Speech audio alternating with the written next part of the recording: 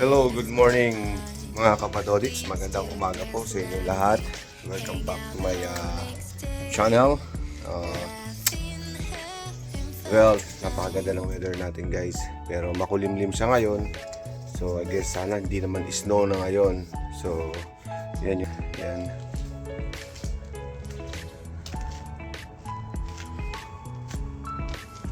So yan guys. Nga guys pala, so sobrang guys, nakaka-amaze at nakakapanghinayang yung solar eclipse kahapon. So nakaka-frustration dahil hindi ko siya nasilayan yung solar eclipse kasi napakaganda po talaga, napakahalaga, napakaswerte ng mga taong nakakita na tinabunan ng moon ba yun, yung sun.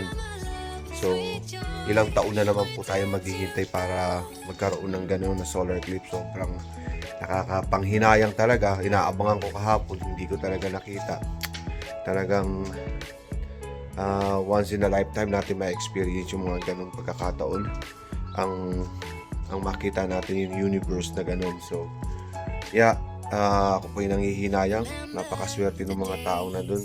Nandito na nga tayo sa Canada kasi yun ang sabi ng mga scientists na dadaan, makakakita yung mga ano-anong mga bansa yung makakakita ng solar eclipse.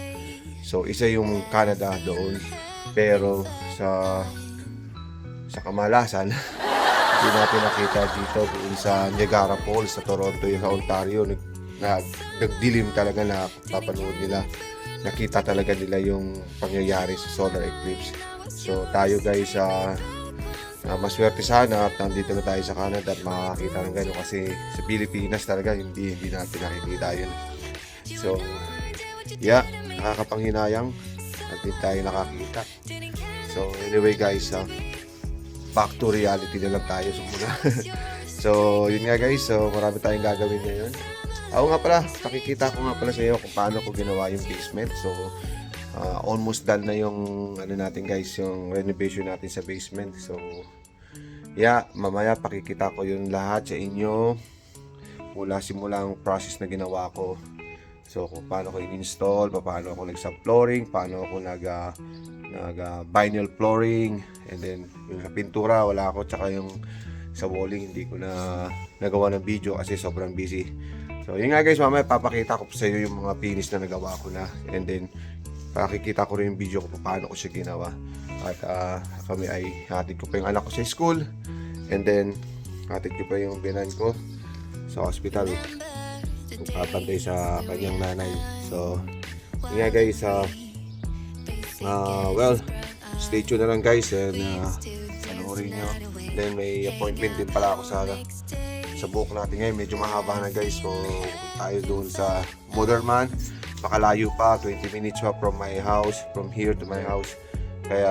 Kasi yun talaga yung nagugupit sa akin, so mahusay na bata yun, kaya doon pa rin ako sa kanya nagpapagupit, so kahit malayo. So yun nga, stay tuned lang guys. Okay, let's go. Stay tuned lang guys. Okay, let's go. Guys, nandito na tayo sa pagupitan natin guys, sa Modern Man. Ito guys, so dyan tayo. So dito tayo pupunta guys. Yan na, yan ang Modern Man. Mukhang yun, may isang lalaki doon nagbabantay, hihintay na. Mukhang sarado pa sila guys. So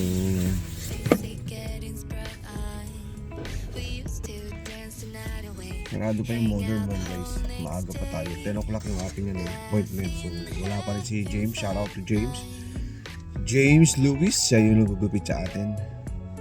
Wala pa siya, alas 10 pa magbubukas do. So unang-una yata tayo gugupitan. Kaya hintay lang tayo ng sandali guys. So cellphone muna tayo. Okay guys, yeah, let's go.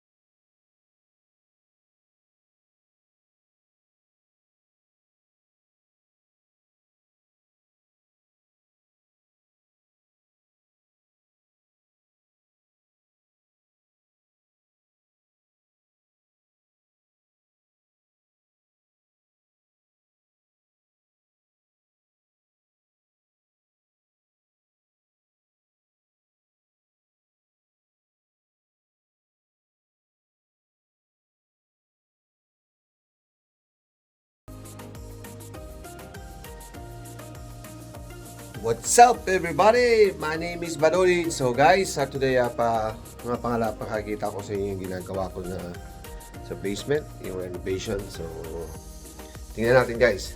So yun lang yung ginagawa natin ngayon. So you'll see kung pakikita ko sa inyo paano ginawa. So I guess mga 90% pa lang siguro. May 10% pang gagawin. So ito, let's go. Ayan. So you can see guys, right here, yan ang mga ginawa ko. So yan.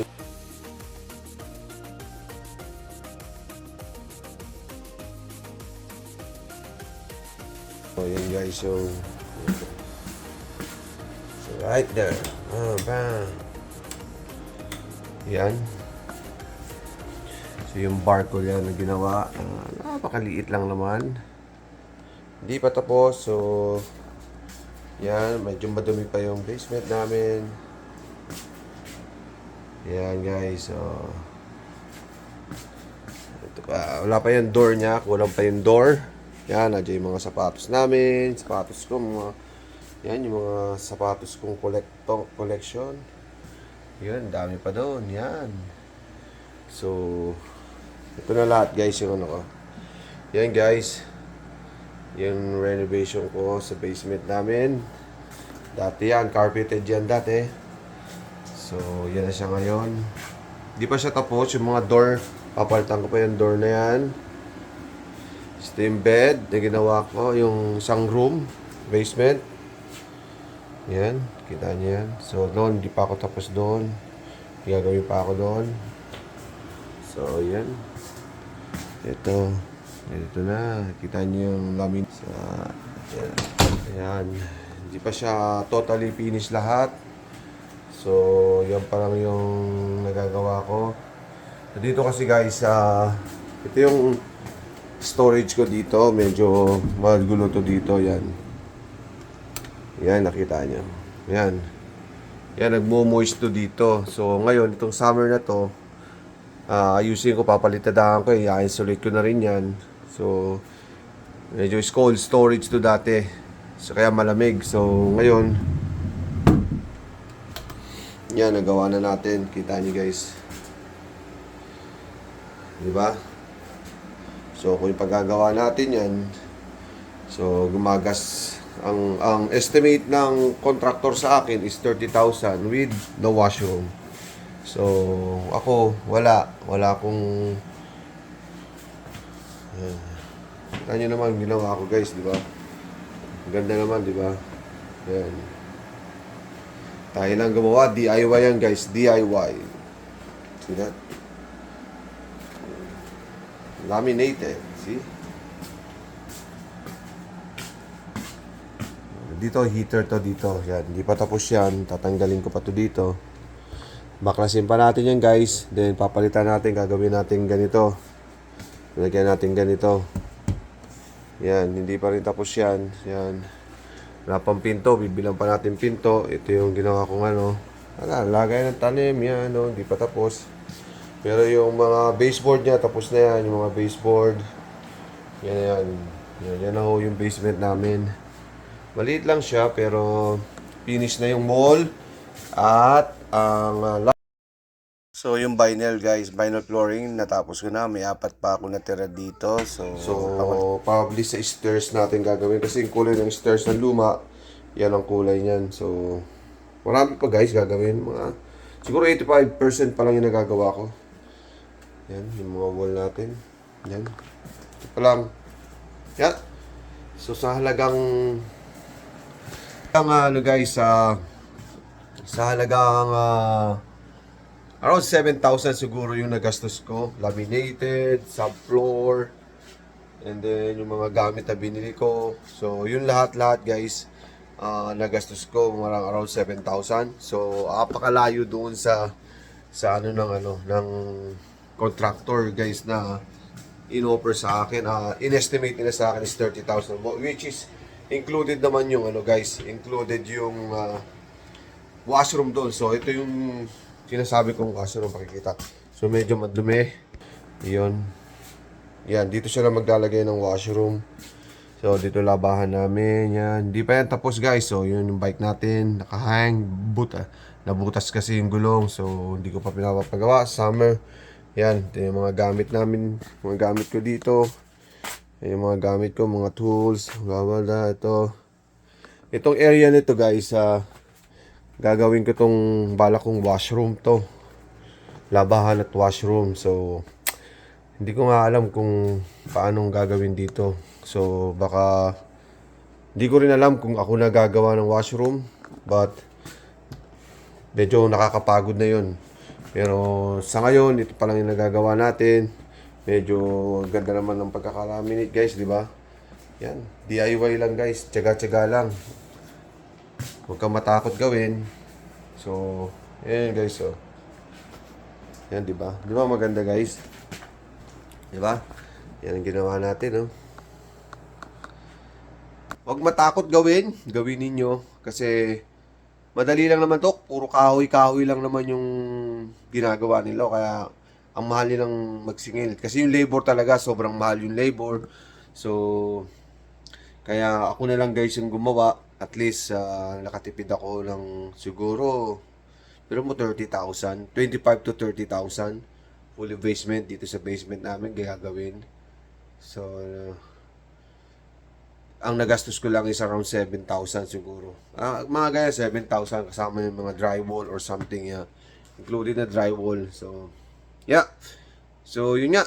So, natapos, hindi pa tapos. No? Around 85% yung hindi pa tapos. Kasi may gagawin pa ako doon sa storage, cold storage na yun. Gagawin ko pa nga, ayusin ko pa yun. Pwedeng paglagyan ko ng mga sapatos namin, mga gamit. So, kasi dito yung mga sapatos namin. Parang, dito yung mga sapatos. Yan. Parang hindi magkakasya. Parang hindi kasya, di ba? So, siguro, doon sa storage doon, yan, may pinto na yan. So, maglalagay pa ako mga shelves dyan para at least may mailagay pa akong mga gamit na pwedeng, so, but, kailangan ko siyang, guys, i-fix pa lahat sa labas. So, papalitada tayo. So, plastiner tawag yata dun sa English. So, yun, sa labas para hindi makapasok yung lamig dito sa loob.